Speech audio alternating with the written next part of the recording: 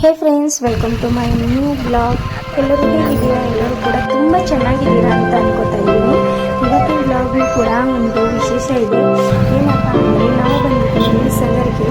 So ಇವತ್ತು ಎಲ್ಲಮೈ ವಾರ start ಆಗಿದ್ದಾವೆ. ಅವಾಗೆ 5 ವಾರಗಳ ಜಾತ್ರೆ ಇರುತ್ತೆ. ತುಂಬ ಜೋರಿರುತ್ತೆ ಈ ಜಾತ್ರೆ. ನಮ್ಮ ಸಗರೆಲ್ಲಮ್ಮ ದೊಡ್ಡೆಲ್ಲಮ್ಮ ಅಂತ ಅಂತಾರೆ. ಸೊ ನಿಮಗೂ ಕೂಡ ಗೊತ್ತಿರಬೇಕು. ಗೊತ್ತಿಲ್ಲ ಅಂದರೆ ಈ ಬ್ಲಾಗ್ ಖಂಡಿತ ನೋಡಿ. ತುಂಬ ಮಜವಾಗಿ, ತುಂಬ ಟ್ರೆಡಿಷನಲ್ ಒಂದು ಸತ್ಯವಾಗಿರುತ್ತೆ. ಸೊ ಇವಾಗ ಏನಿದೆ ಅಂದರೆ ನಾವು ಬಂದಿದ್ದೀವಿ ಇಲ್ಲಿ ಎಲ್ಲಮೈ ಗುಡ್ಡ ಇದೆ. ಇವಾಗ ಬರ ಮಂಗಳವಾರ ಜಾತ್ರೆ ಇದೆ. ಬಟ್ ಇವಾಗ ನೋಡಿದ್ರೆ ಜಾತ್ರೆ ಸ್ಟಾರ್ಟ್ ಆಗಿದೆ. ಇಲ್ಲಿ ದೇವ್ರು ಮಾಡೋರು ಪ್ಲಸ್ ಬೇಟೆ ಆಡೋರು ಸ್ಟಾರ್ಟ್ ಆಗಿದೆ. ಬೇಟೆ ಆಡ್ತಾ ಇರ್ತಾರೆ. ಸೊ ನಾವು ವಾರ ಸ್ಟಾರ್ಟ್ ಆದಮೇಲೆ ಒಂದ್ಸಲ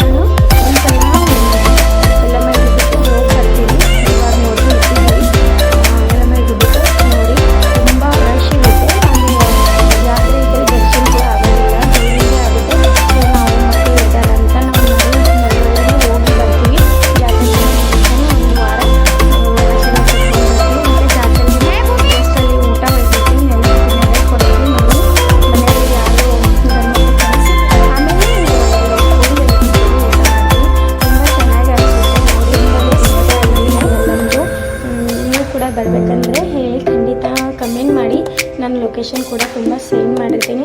ಖಂಡಿತ ಬರ್ರಿ. ಇಲ್ಲಿ ನೋಡಿ ಎಲ್ಲೋ ಈ ಮರಕ್ಕೆ ಈ ಮರ ಅಂತಾರೆ. ಸೊ ಎಲ್ಲರೂ ಕಾಯಿ ಕಟ್ಟಿದ್ದಾರೆ. ಅವರ ಹರಕೆಯಿಂದ ಕಾಯಿ ಕಟ್ಟಿ ಹೋಗ್ತಾರೆ.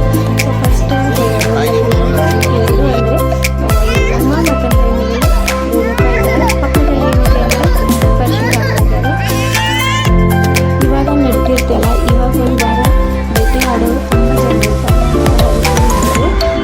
ತುಂಬ ಜನ ಇರ್ತಾರೆ. ಸೊ ಆ ಕಾರಣದಿಂದ ಜಾತ್ರೆ ಒಂದು ವಾರ ಮುಂಚೆನೇ ಸ್ಟಾರ್ಟ್ ಆಗುತ್ತೆ. ನೋಡಿ, ಇದು ದೇವಸ್ಥಾನ ತುಂಬ ಚೆನ್ನಾಗಿದೆ. ನಮ್ಮ ಈ ಎಲ್ಲಮ್ಮ ದೇವಸ್ಥಾನ ಅಂತ ಅನ್ಬೋದು. ಇಲ್ಲಿ ಸಣ್ಣ ಪುಟ್ಟ ಫೋಟೋ ಕ್ಲಿಕ್ ಮಾಡಿದ್ದಾರೆ. ತುಂಬ ಚೆನ್ನಾಗಿರುತ್ತೆ. ನಾವು ಯಾಕಂದರೆ